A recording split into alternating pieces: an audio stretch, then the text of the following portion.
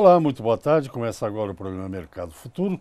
Eu converso com vocês aqui diretamente do estúdio da B3, Brasil Bolsa Balcão, no Centro Histórico de São Paulo. Bem, nunca é demais repetir que esse programa que você está assistindo aí pela TV, ele passa simultaneamente no Facebook, na página do canal. E se você não teve tempo nem para ver na TV, nem para ver no Facebook, uma semana depois que for ao ar, ele vai para um canal que eu mantenho no YouTube, cujo título é Programa Mercado Futuro. E lá ele fica, você pode ver, rever, tirar dúvidas, enfim, comentar, mandar mensagem, enfim. E se você for no YouTube, não deixe de ir num outro canal que eu tenho lá, só que aí são comentários bem sucintos, chama-se Direto da Bolsa. São comentários variados, ali não é agro.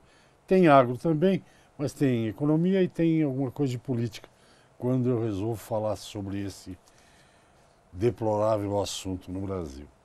Bem, o assunto do programa de hoje é o mercado de açúcar e álcool. O álcool, conhecido agora que se chama de etanol, mas é álcool, usado em carro, né? Ele é uma das poucas coisas da tecnologia brasileira, que é tecnologia usada no Brasil, que nós brasileiros conhecemos a caixa preta, ou seja, foi inventado aqui, né? Flex, essa coisa toda, carros flex. E apesar de ser um setor espetacular, tem apanhado de muitos governos, né? Mas isso aí eu vou deixar para o meu entrevistado, que ele é mestre nisso. Meu entrevistado não requer apresentação, vocês o conhecem por vários e vários motivos, foi inclusive daqui do corpo de funcionários da B3, da antiga BMF Bovespa, e ele é o CEO da Archer Consulting. Hoje eu estava lendo o site da Archer, e aí eu sempre fico provocando o meu entrevistado, por que esse nome e tal. E tem uma explicação por que é Archer. Então, se você quiser, vai lá, é www.archerconsult.com.br. Você acha a explicação por que chama Archer, que é arqueiro. Bom, trata-se do Arnaldo Luiz Correa. Muito boa tarde. Boa tarde, Resch. Prazer estar aqui com enorme recebê-lo após anos e anos. Não faz tanto tempo assim, não. Faz um bom tempo. Faz uns 20 quilos, você está 20 quilos mais magro desde a última vez. É de saudade. Bem, vou tomar como ponto de partida o que eu li ontem, o seu comentário semanal, como diria na Argentina, que lleva por título Uma Nova Era de Incertezas. Aí você fala um pouco de Nova York, que o vencimento em julho caiu, né, negociado 13 centavos, mas tem outras explicações. Se você quiser começar por aqui, eu queria que você explicasse esse negócio dos fundos, que eles têm 40 mil contratos, eles reduziram suas posições vendidas, né? Sim. Eu posso entender que eles acham que vai subir, é isso? Bom, o que acontece, Resch, é o seguinte, os fundos estavam comprados energia, e a gente pode dizer que é gasolina e petróleo, e eles estavam vendidos ao que a gente chama de soft commodities, café, açúcar e outras. Então, é uma posição que se chama no mercado de long short. Ele está comprado long uma posição e vendido outra posição. O que ele espera com isso? Que, evidentemente, o que ele está comprado suba e o que ele está vendido caia. E ele fez essa posição dessa maneira. Como o petróleo tem caído nesses últimos dias, ele está tomando lucro na posição comprada do petróleo, portanto, vendendo, né? Porque ele já comprou lá embaixo o petróleo. E a posição vendida do açúcar e do café, que ele vendeu lá num patamar mais alto, caindo, ele está recomprando. Por isso que os fundos reduziram essa posição. Mas esse é um assunto menor. Né? O mais importante, eu acho que dessa semana, foi a saída do Pedro Parente. Também está aqui no seu comentário. E eu, antes dele sair, quando começou essa pressão política, essa coisa que... O brasileiro acha que... O brasileiro não quer que a gasolina suba, né? E não quer pagar imposto, então fica complicado. O brasileiro não quer que a gasolina suba, não quer que a Petrobras quebre e não quer pagar imposto. Quer dizer, é impossível você fazer uma equação desse problema. Eu acho que é o seguinte... Então, só para concluir, antes do Pedro sair, o Pedro Parente tem um histórico como executivo muito bom, né? Ele é o presidente do conselho da BR Foods, não é isso? Que é outra empresa que se embananou toda, chama o Pedro para consertar. Quando eu vi aquela pressão, eu falei, isso não dura uma semana, e não durou. Além do que, o Pedro é um sujeito, um profissional muito competente, acho que talvez um dos melhores executivos do agronegócio brasileiro. Ele é um sujeito honestíssimo, um sujeito de uma capacidade técnica, de uma humildade fantástica. E o cara que tem todas essas qualidades não vai aguentar a pressão dessa corja de Brasília, esses senadores e deputados que gostam de fazer média com a população e dizer que não, o petróleo é nosso. Olha, desde pequenininho que eu ouço falar que o petróleo é nosso, não existe esse negócio de petróleo é nosso. A Petrobras é um local onde os políticos corruptos, essas ratazanas que infestam Brasília, querem lá um pedacinho para assaltar o caixa dela. A gente viu isso no Petrolão, não é nenhuma novidade aqui o que eu estou falando. Uhum. Então, essa política que ele mudou, de formação de preço dos combustíveis, ela saneou o caixa da Petrobras e trouxe visibilidade, um horizonte para o setor sucroalcooleiro, que estava sem saber como é a formação do preço do hidratado, porque o preço da gasolina nos governos populistas de Dilma e Lula eram na canetada, né? Por isso que a Petrobras quebrou. Uhum. O setor sucroalcooleiro, Resch, perdeu no governo Dilma, só no governo Dilma, 100 bilhões de reais. 100 bilhões de reais, que é quanto nós tínhamos de market share antes de começar o governo Dilma, quanto nós tínhamos de market share. Quando eu digo market share é o seguinte, quanto que ia de etanol para os veículos leves, para a frota que nós tínhamos. Naquela ocasião era 54,5% de todo o combustível consumido em veículos leves no Brasil, 54,5% era de etanol. Hoje sabe quanto que é? 40%. Então se você pegar essa queda que a gente teve de 15%, ela reflete o quê? Olha só, ela significa que não existe expansão do setor sucroalcooleiro. Nós estamos hoje moendo a mesma quantidade de cana que moíamos em 2009. 2, se eu não tenho visibilidade de quanto que o meu produto eu posso vender o meu produto, eu não vou produzir mais. Então você teve uma redução de produção, uma falta de investimento e pior, tivemos que importar gasolina, porque esses 15% de market share que foram perdidos teve que ser substituído por alguém. O Brasil não produz gasolina de qualidade. Essas bobagens que vocês ouvem aí de alguns candidatos à presidência, falam, não, porque o preço da gasolina interno tem que ser diferente, porque nós somos grande produtor de petróleo. É aquela babaquice de político, é mentira. A nossa gasolina, o nosso petróleo é de baixa qualidade, nós temos que importar petróleo de melhor qualidade para aí então poder refinar. Refinaria nem temos, não temos condições suficientes para atender a demanda, nós temos que importar gasolina. Então, quer dizer, você importa gasolina, você não tá gerando emprego para ninguém. Uhum. E outra coisa, que é o principal de tudo, você sabe quanto que uma usina instalada representa de fomentação da economia? Você tem um caso fantástico, que é na cidade de Quirinópolis. Quando foi instalada lá uma usina, a usina chegou, só era ela. Aí você começa a ver o quê? Prestadores de serviço, começa a ver escolas, médicos, entendeu? Lojas, padaria, supermercado. Quer dizer, é inacreditável que o efeito multiplicador que tem isso. Nós perdemos tudo isso. Já intervalo, aqui é rápido, faz parte. Eu converso com a Arnaldo Luiz Corrêa, CEO da Asher Consulting. Sugiro que vocês deem uma olhada lá no site. Eu acho que pode receber, eles têm uma publicação no site muito boa. Para mim só mandaram uma. quando eu escrevi um artigo, acho que tem que pagar, deve ter que pagar, eu nunca mais recebi. Mas manda um e-mail para o Arnaldo aqui. Olha a cara dele. Vamos ao intervalo, eu volto já já. Ok, estamos de volta, o programa é Mercado Futuro.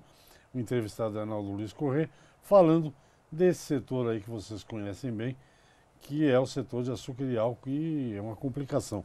Você falou que o petróleo que o Brasil produz é ruim, então por isso que ele vende gasolina, que é outro argumento que se usa aí nas redes, a R$ 1,50 para a Bolívia, R$ 1,20 para... Mas é o tal negócio. A nossa classe política, ela se aproveita de algumas meias-verdades e cria isso uma verdade absoluta, né? Típico deles. Hash, a nossa gasolina chega no Brasil, a gasolina que nós importamos chega no Brasil a R$ 2,00, ok? O preço que na bomba, R$ 4,40, eu passei aqui agora, estava R$ 4,40. Você vai dizer, pô, R$ 2,40, o que é isso? É imposto e a margem, cara. Nós temos 46% de imposto. Você pega o valor da gasolina na bomba, multiplica por 46%, aquilo é o que você está pagando de imposto. Quando nós exportamos gasolina, a gente não exporta imposto, porque ninguém vai pagar imposto lá fora. Você exporta o excedente, ou a gasolina de baixa octanagem que não serve para nós, ou alguma coisa assim. É evidente que essa gasolina vai ser imposto. Você está exportando o produto, não o imposto. Certo? Então, é por isso que isso é uma meia-verdade quando um político fala assim, mas nós estamos vendendo para o Uruguai gasolina a 1,60. Sem imposto. Sem imposto. Tem outra coisa aqui, não sei se é relevante, mas eu vou te perguntar. O segundo parágrafo da nova era de incertezas, o terceiro, perdão, é que o consumo de combustíveis decepciona. Aí está dizendo que de abril de 2007 a março de 2018, 53,5 bilhões de litros de gasolina equivalente, quer dizer... Você pega o etanol e a gasolina e fazem os dois, faz o etanol equivalente à gasolina, certo? Sim. Porque como o etanol tem como se diz, uma potência menor, digamos assim, para a gente colocar na mesma parâmetro, a gente converte tudo em gasolina equivalente. Então o consumo nosso de combustível, nesses últimos 12 meses, foi de 53,5 bilhões de litros. Isso foi apenas 0,15% acima do ano passado. Quando eu digo que ele decepciona, na verdade, o que eu quero dizer é o seguinte, o PIB está crescendo muito, muito devagar, né? E você tem uma retração econômica, você tem as pessoas fazendo viagens mais curtas, você tem as pessoas não dirigindo automóvel, pegando talvez o Uber ou o transporte público. Isso pode ter tido alguma influência. Então, por isso que eu digo que decepciona. Porque nós chegamos a ter um consumo de 55 bilhões de litros. Hoje já era para o Brasil estar consumindo pelo menos uns 60 bilhões de litros. Mas houve essa retração em função do último governo, último ano do governo Dilma e por aí vai.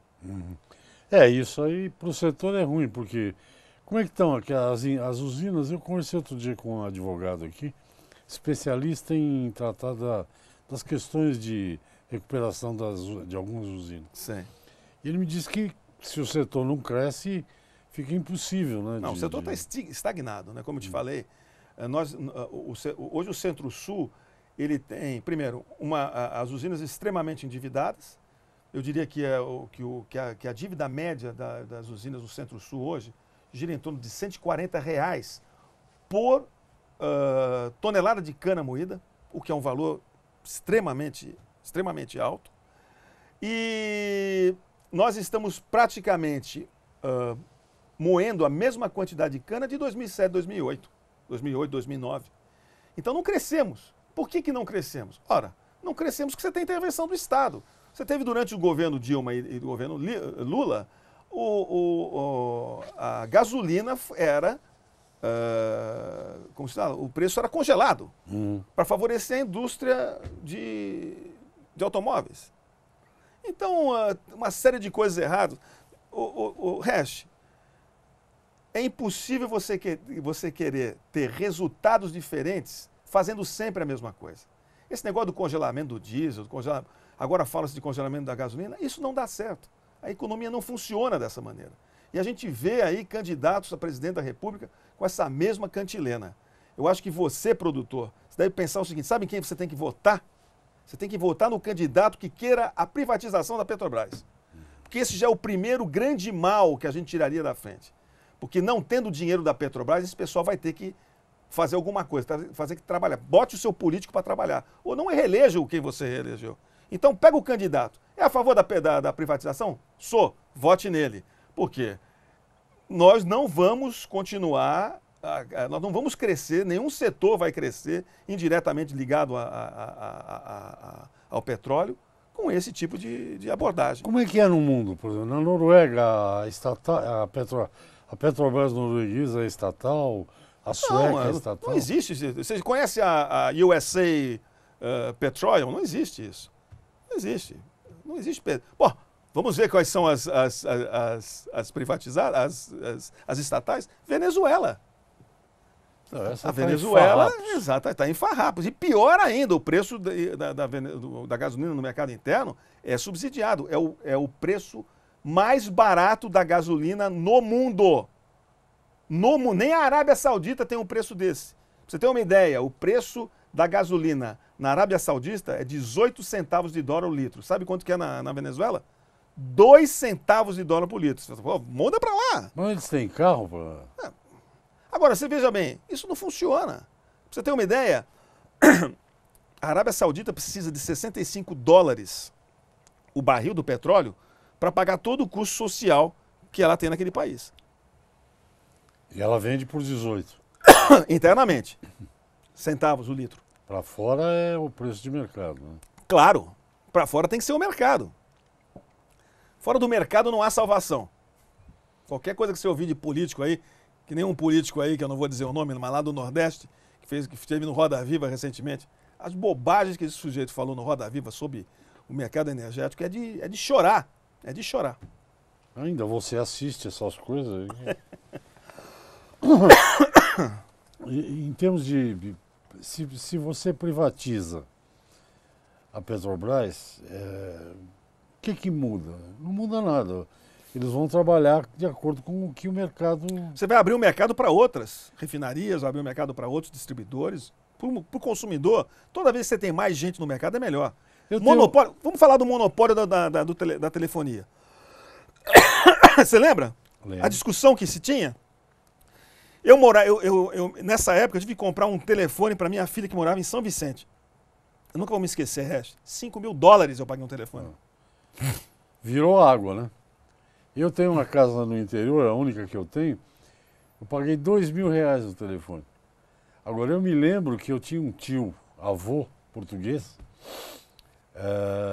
que ele era o único na família que tinha telefone. Ele tirava o telefone do gancho, né, para dar a linha, falava, eu vou tomar banho quando eu voltar para ver se tinha linha. Lembra disso? Lembro. Então, e aí privatizaram. Ou seja, não dá para ser contra. Privatização não é bom para ninguém. Não é ruim para ninguém? Não é? Hã? Não, privatização não é ruim para ninguém. Você está se atrapalhando aqui. É a tosse. Bom, então, para ele tossir sossegado, vamos ao intervalo. Já já eu volto para o terceiro e último bloco com o Arnaldo Luiz Correia, da Archer Consulting. Até já. Ok, estamos de volta para o programa Mercado Futuro. Esse é o terceiro bloco. Eu converso com o CEO da Archer Consulting, Arnaldo Luiz Correia. E olha, eu vou ilustrar o programa. O Arnaldo, hoje a gente conversou, ele falou, você viu no Estadão? Eu não tinha visto. Eu vi o Estadão de manhã muito cedo. Então, se você quiser saber mais, eu não sei se o Arnaldo vai falar tudo aqui, você abrindo o Estadão, na página 2A2, Fórum dos Leitores, tem aqui, ainda a saída de Parente, do Pedro Parente, chama-se Bala Perdida. Assinado por Arnaldo Luiz Correia, com e-mail, e ele é de Santos. Leia essa carta que está muito interessante. E tem outros aqui que eu não li. No Estadão de hoje, está aqui para vocês. Ó. Temos aqui o glorioso Neymar, que é de Santos a propósito, né? Na verdade o Neymar é de Mogi, ele mora em Santos. Mora não, né? Ele tem um apartamento lá em Santos, no Canal 5, a cobertura. Ele nasceu em Mogi? Ele nasceu em Mogi e morava em São Vicente. Eu também tinha apartamento em São Vicente, na Biquinha. Na Biquinha? Tem Biquinha, hein? Tem, claro que tem. Ah, é? Claro. Mas a água não está poluída? Faz muitos anos que eu não vou lá. Eu ainda tinha cabelo, Resch. Pra você ter uma ideia. Eu ainda tinha cabelo nessa época. Eu também, quando eu ia na Biquinha eu tinha. Vamos fazer um cenário. Dizem que o substituto do Pedro na Petrobras, que todas as medidas que o Pedro tomou para transparência, alterar preço, a única coisa que eu acho que podia não ser tão radical era, em vez de fazer ajuste diário, fazer uma semanal, quinzenal. Acho que não ia mudar muito. Não ia mudar. É a única o senão que eu tenho. Sim. Mas diz que todas as medidas que o Pedro parou, eu li isso no Estadão, tem a digital do cara que assumiu a presidência da Petrobras. Sim. Então é muito provável que as coisas se acomodem. Como é que você está vendo? Sobre esse negócio de média, deixa eu te falar uma coisa. No governo Fernando Henrique, havia essa política de formação de preço do combustível. Eu não sei se era o Pedro Malan que introduziu. Ela era uma média móvel, ok? Eu acho que no caso do diesel, para dar transparência para o setor de transporte, você até poderia colocar uma média a cada 30 dias. Só que o setor tem que estar ciente o seguinte: se amanhã você tiver uma queda bruta dos preços do diesel, não vai ser imediato. A média só vai ser refletida depois. Por isso que todos esses paliativos que a gente usa, na verdade, eles são apenas excrescências no fundo. Né? Vamos pelo livre mercado mesmo. E outra coisa, sobre a greve dos caminhoneiros, que é o que acabou desaguando nessa demissão do Pedro Parente, houve um incentivo muito grande por parte do BNDES de se adquirir caminhões. Então nós temos hoje uma frota imensa de caminhões com o tamanho da economia igual. Evidentemente, em qualquer lugar do planeta, quando você tem mais oferta de determinado produto ou serviço, os preços caem. Esse é o pior de tudo, ok? Então, na verdade, os preços dos fretes estão lá embaixo em função da enorme oferta. Agora, eu concordo, você viu a diferença que deu de você cobrar pedágio só é uma diferença brutal para o caminhoneiro. Eu não vou discutir essa questão. E outra coisa, tem que estar em cima da redução de imposto. Porque aí o caminhoneiro vai ter condição de uma parte desse imposto sai do bolso dele e vai para a gente sabe aonde. Então essa é uma questão que precisa ser discutida. Eu queria ouvir você, porque eu acho que você sabe, eu sei que você tem muitos analistas aí, eu ia citar o seu amigo, aquele professor, o outro, mas você deve conhecer bem. Eu não consegui, ninguém explicou muito bem até agora, por que cada estado põe quanto ICM quer em cima do diesel e da gasolina. Porque é livre, né? Não é uma federação? Não, o ICM mas é cada estado você tem, por exemplo, eu não sei se o estado do Amazonas tem o mais alto, ou se... Mas por aí, deve ser 28% ou 29%. É um absurdo, é um absurdo. Por exemplo, aqui nós temos 12% no caso do etanol. Mas você pega o etanol, ele tem 21%, 27%. Exatamente. Os estados colocam uma cota maior porque os estados gostam de tirar dinheiro da gente. É isso mesmo. Não tem outra explicação. Ninguém quer redução de ICMS no seu estado. Para mim, essa greve dos caminhoneiros deu a entender. Eu não sofri nada. Pra você ter uma ideia, eu ando tanto de carro que quando estourou a greve eu estava com o tanque cheio. Agora, último sábado, eu fui colocar combustível porque não queria ficar na fila. Não deu nem R$80, quer dizer, para mim um tanque dá para 3, 4 semanas, né? Então, mas o que eu acho é o seguinte, eu acho que essa coisa do imposto que onde devia estar o foco. Exatamente. Seja o federal, o municipal, se é que tem, ou o estadual. É exatamente isso. Nós devíamos ter um imposto único, um IVA. Quando você fala em apoiar o Amoedo, não é isso? Do Novo? Sim. Fábio. João Amoedo. João. Eu nem diria apoiar um cara que privatiza a Petrobras, se bem que para mim não faz diferença. Eu preferia, em vez de privatizar a Petrobras, eu, por exemplo, não tenho o menor interesse em ser dono do JBS, em ter 30% do Marfrig. Eu não gosto desse setor de carne. O governo tem que focar naquilo que é papel dele. Saúde, educação e segurança. Entendeu? O resto. Petróleo não é papel dele. Ah, estratégico. Que estratégico? Onde é que petróleo é estratégico? É energia, né? Estratégico por quê? Porque sem energia a gente não se mexe. Mas você tem, mas... Tem que comer um chocolatinho para dar energia. Não é estratégico. O estratégico é o mercado. Esse que é estratégico. Né? E se você fechar as portas do mercado, não tem investimento aqui, principalmente no setor de energia. Olha o que nós estamos pagando agora, por exemplo, conta de luz na sua casa está alta. Bah. Parabenize a dona Dilma. Ela que fez essa bobagem aí. Eu já esqueci, sabe? Eu sou imprensa diferente. Eu não daria notícia nem dela, nem do presidiário. Esquece essa gente, cara. Tem que mais que esquecer. Hoje, Lula, para mim, só adorei. Aliás, você mora num lugar que tem. Tem. Eu não conheço muito em Santos, onde você mora. Mas o nosso amigo lá do Carvalhais, uma vez eu queria ir no Guarujá, me indicou 3 restaurantes. Um eu já conhecia que tem aqui em São Paulo, que é o Rufinos. Eu conheci de lá, que você vê o Morro de São Paulo, não é isso? Isso.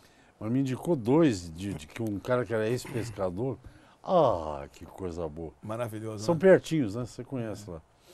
Bom, você vê com algum otimismo esse ano, eleição, alguma coisa assim, ou você ainda está vendo que nem Olha, tudo atrapalhado? Eu acho que o Brasil vai para a direita. Porque esse tem sido um fenômeno Mundial. Temos 1 minuto, então. Tá. Então eu acredito que, por exemplo, eu acho que a esquerda, não vou dizer que ela está enterrada, Não, porque você não vai eliminar a idiotice da face da terra, mas eu acho que a esquerda vai ter um peso muito, muito menor. Então eu acredito que os candidatos que tiverem um discurso mais à direita, digamos assim, têm grande chance. Eu também estou acabando. Se você não leu, leia o... Tem 2 artigos da mesma linha ideológica no Estadão de ontem. Um do Fernando Henrique, ex-presidente, ao lado do Sérgio Fausto, que é quem cuida do Instituto FHC. Ave Maria. O do Sérgio Fausto está muito interessante. Ah, é? Bom, Fernando Henrique eu não leio mais. Fernando Henrique pirou, Não. na minha opinião. Não pirou. Mas... Bom, esse foi o Arnaldo. Muito obrigado pela sua presença. Obrigado você, Resch. É um prazer estar Adorei te receber. Eu já devo estar na 20ª edição aqui, né? Mais ou menos. Mais ou menos. Já te avisei que agora você vai ficar no ar sempre lá no YouTube. E você pode linkar aquilo lá com quem você quiser. Muito obrigado. Até a próxima. Até a próxima. Obrigado. Boa noite. Gente, segunda a sexta, Mercado Futuro no ar. Até o próximo. Tchau.